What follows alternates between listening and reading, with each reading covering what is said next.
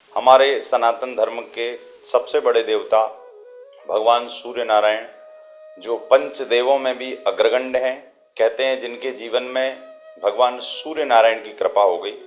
और चूंकि प्रत्यक्ष देवता हैं, बाकी देवताओं को, बाकी भगवान को हम केवल मंदिर की विग्रह तक देख पाते हैं, किंतु सूर्य नारायण ही एक ऐसे देवता हैं जिनको हम प्रत्यक्ष दर्शन कर पाते हैं।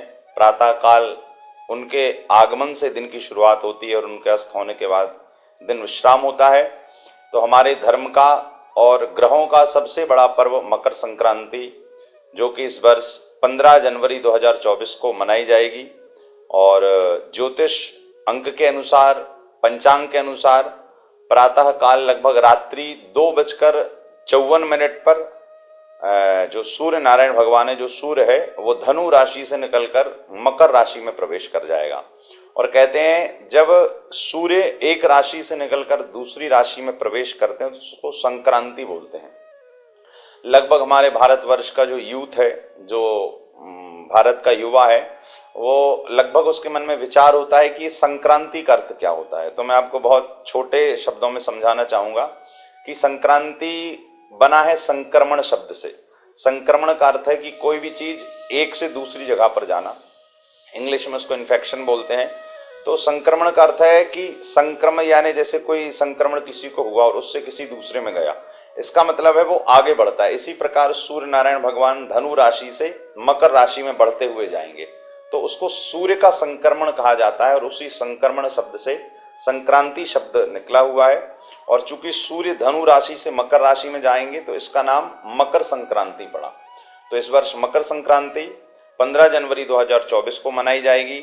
और इस दिन विशेष रूप से हमें सूर्य का पूजन करना है। जो अपने करियर में ऊपर नीचे हो रहे हैं, जिनको करियर, बहुत अच्छा करियर प्राप्त करना है, जिनको बहुत अच्छा पद प्राप्त करना है, जिनको बहुत अच्छी वाणी प्राप्त करना है, वाणी में आकर्षण प्राप्त करना है, तो मैं उनसे कहूंगा कि इस वर्ष 15 जनवरी को आप पीले वस्त्र धारण करके प्रातः काल 7 बजे से लेकर 9 बजे तक महापुण्य योग बन रहा है।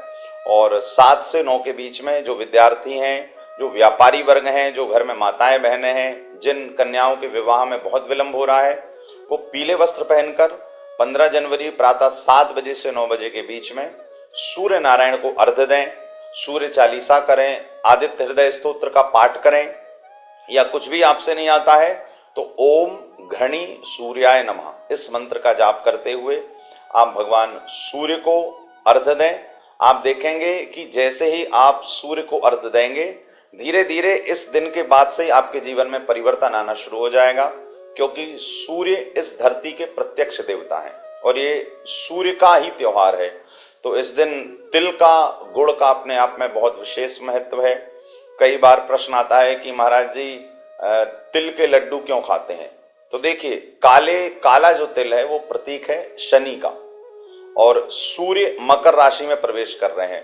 तो मकर किसकी राशि है? शनि की राशि है। तो जो काला तिल है वो शनि का प्रतीक है और शनि की राशि है मकर, और सूर्य मकर राशि में प्रवेश कर रहे हैं। तो जब हम तिल का दान करते हैं तो इससे हमारे शनि ग्रह शांत होते हैं, और शनि के द्वारा जो जीवन में बहुत सारी विपरीत समस्याएं आ जाती हैं उससे हमें समाधान प्राप्त हो जाता है। दूसरा, जो गुड़ का प्रतीक है, तो गुड़ सूर्य का प्रतीक है। कहते हैं जब हम गुड़ का दान करते हैं या गुड़ का सेवन करते हैं तो इससे हमारे करियर में एक बहुत ज्यादा ब्राइटनेस बढ़ जाती है। आप देखेंगे कि जब आप गुड़ का या तिल का दान करते हैं संक्रांति पर, तो धीरे धीरे आपकी जो वाणी में ओज आ जाता है। और इसका साइंटिफिक रीजन भी आपको पता है कि तिल और गुड़ दोनों ही गर्म प्रकृति के हैं। इनकी जो तासीर है, इनका जो नेचर है वो गर्म है। और जनवरी में वैसे भी ठंडी रहती है, तो तिल भी और गुड़ के लड्डू बनाकर खाएंगे तो आपको बॉडी में सर्दी नहीं बनेगी, कफ नहीं बनेगा। इसका साइंटिफिक रीजन ये है। और आध्यात्मिक कारण तो मैंने आपको बताया कि काली तिल शनि का प्रतीक है और गुड़ सूर्य का प्रतीक है। तो गुड़ का दान करने से, खिचड़ी का भी दान करते हैं, तो खिचड़ी का दान करना शास्त्रों में लिखा है कि आपके पूरे नवग्रहों को शांत करता है। हमारे खिचड़ी में आपने देखा ना, चावल भी मिलाया जाता है, घी भी मिलाते हैं, दाल भी मिलाते हैं, काली दाल भी मिलाते हैं, सब्जी भी, बहुत सारी चीजों को मिलाकर खिचड़ी बनाई जाती है।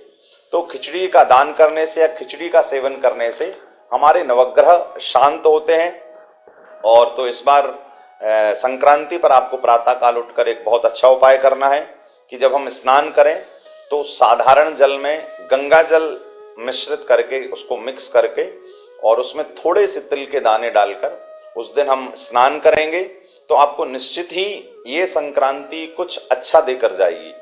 तो बहुत सारे भक्तों ने प्रश्न किया था महाराज जी कि इस संक्रांति पर हम ऐसा क्या करें कि हमारे जीवन के कष्ट जो भी चल रहे हैं ऊपर नीचे उससे निजात मिल जाए। तो हमारे ज्योतिष में, हमारे सनातन धर्म में यही एक महाउपाय है कि आप इस दिन साधारण जल में गंगा जल मिक्स करके और काले तिल मिलाकर स्नान करेंगे तो आपको निश्चित ही ये संक्रांति कुछ अच्छा देकर जाएगी।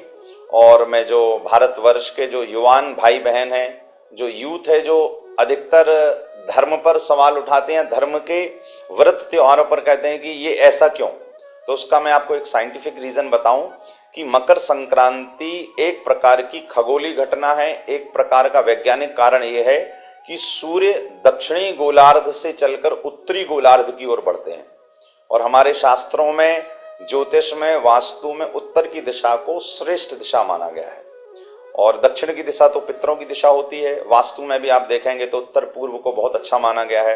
पूर्व से सूर्य का उदय होता है, उत्तर की जो दिशा होती है वो देवताओं की दिशा होती है। तो इस दिन दक्षिणी गोलार्ध से चलकर सूर्य उत्तरायण होते हैं। तो उत्तरायण का सूर्य जब होता है तो कहते हैं कि स्वर्ग का द्वार खुल जाता है, देवता धरती पर आने के लिए लालायित हो जाते हैं। और एक बहुत अच्छी बात है कि इस समय पर किसान लोग रबी की फसल खेतों में डालकर बोकर और खरीफ की फसल लेकर आते हैं। खरीफ में जैसे गन्ना है, धान है, मूंगफली है, तो इससे किसानों का जो घर है वो धन धान्य से भर जाता है। तो जब धन धान्य से भरता है तो ये खुशी का भी प्रतीक है और ये प्रकृति बदलती है। जब सूर्य अपना स्थान बदलता है तो प्रकृति बदलती है और प्रकृति बदलती है तो फसलों के लिए भी आनंदित रहता है, घर में गृहस्थियों के लिए भी आनंदित रहता है, संतों के लिए भी, ब्राह्मणों के लिए भी।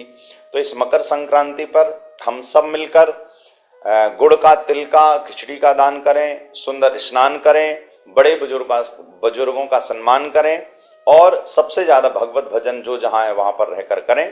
तो यही संक्रांति की जानकारी मैं आपको अपने चैनल के माध्यम से देना चाह रहा था, जो मैंने दी। इन्हीं शब्दों के साथ जय श्री कृष्णा, जय श्रीमन नारायण।